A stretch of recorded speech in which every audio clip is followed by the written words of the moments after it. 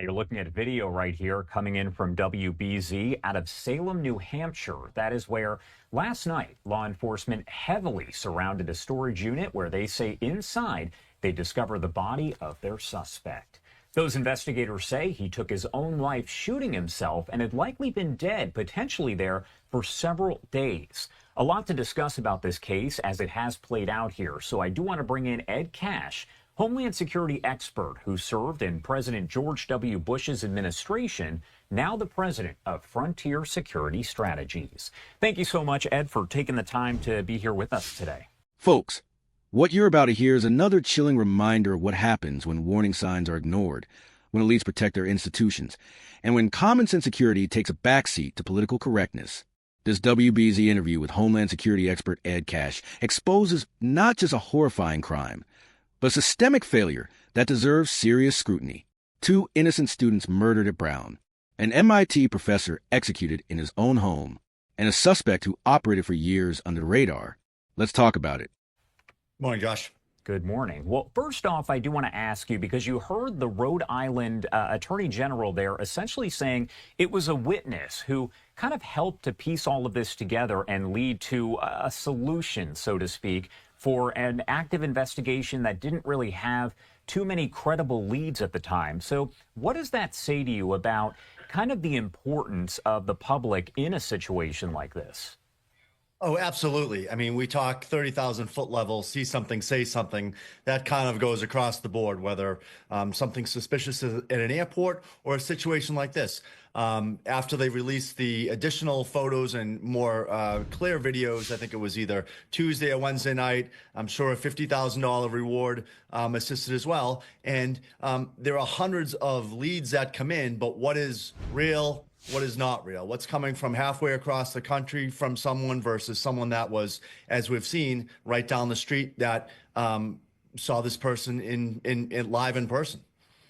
And these are some of the photos that were seen in the court documents that were released late yesterday as all of this kind of was unfolding here and we got more information. How challenging, though, is it to determine whether incidents like the Brown University shooting and the MIT professor's murder are connected? Because they have now been connected, and authorities say that this man is responsible for the 3 deaths of the people that you see on your screen there. Yeah, I'm very interested to see where this connection was, because Brown University, MIT, 2 very influential universities, and Mr. Valente went to Brown. So what is the motive here? I'm very interested to see how that will happen, how they'll discover that. And you'll look at his social media, financial records, all across the board, because he graduated there in 2001. This isn't a recent student that got expelled from MIT or Brown that is upset. So very interesting to see how this plays out and the motive for this. One thing that's interesting here is we mentioned kind of the fact that, you know, the tips came in here, but one of the other important notes is that the suspect is no longer alive. The suspect found dead there at that storage unit, with investigators saying he may have been dead for several days. The most recent of the crimes was on Monday night. So what I wanted to ask you is here, when you have a shooter who is deceased, how does that maybe make it more difficult for investigators who are working to kind of piece all of this together? Yeah, they would, of course, want the shooter alive so that they could interview him and find the reasoning for this. But no, they will talk to family members, friends, work colleagues, and try and put the pieces together and determine why this person did this. Financial records across the board here, and come up with an answer of why he did this. Were those students targeted, or was someone else targeted, a similar professor at the Brown University? It's very interesting to see those 2, MIT and Brown, that specific professor at his house as well, not just at the university. So how did he know that professor, and who did he know at Brown that he might have been targeting? And when you talk about a situation like this, how difficult can it be? How do investigators go about determining whether we're talking about a lone wolf attack or something that is more organized involving multiple people? Yeah, that is a tough one. They will see if someone did assist him, if he had an accomplice. You look back to the Boston Marathon bombing. They targeted that specific area for a cause. They were foreign individuals that wanted to make a big statement. So, yeah, this will all come out with the investigation. The investigation isn't over yet. I mean, everyone's at ease now that the shooter has been captured, deceased. But now we'll peel back the onion and learn a lot from this individual. And as the investigation here continues, one thing that I did want to point out, on the day of, there was that shelter in place that was issued for Brown University. But speaking on kind of a federal level there, when you're talking about Homeland Security, a situation like this, what is the point where investigators or federal law enforcement will say we need to actually raise the threat level overall for the entire country? The threat level across overall the country comes on, usually holidays, Hanukkah, Christmas, 4th of July, as we did in the past. I mean, 20 years ago, we had the red, orange, the duct tape, as I recall. Now it's more centralized. I can't recall the last time that we've raised the threat level nationally, usually around airports, be vigilant, whatever is happening around the country, as we saw on Bondi Beach on Monday and Hanukkah, and I'm sure that all of the Jewish facilities, stepped up their security anyway. Whatever's happening around the world does have an effect on what happens here in the United States. But the days of raising the threat level for the whole national level, like we did after 9/11, we haven't seen that often. But we do still need to, make individuals vigilant, but feel safe when they're in the travels and going about day-to-day life activities. A last question for you here. What impact does misinformation, disinformation have on the threat response, the public trust during situations like this one? Yeah, it was big, and we did see AI photos out there, someone trying to stir the pot, potentially link this to someone else, not saying a swatting incident, but try to implement someone else. And we had a suspect early on Saturday night. How did we get there with that suspect? Did someone have a grievance against that individual, Mr. Erickson, I recall?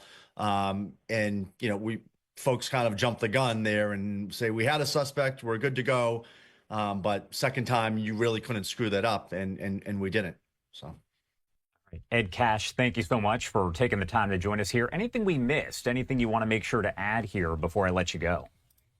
No, the team up here in New England works very well as a regional team. All of these locations are close.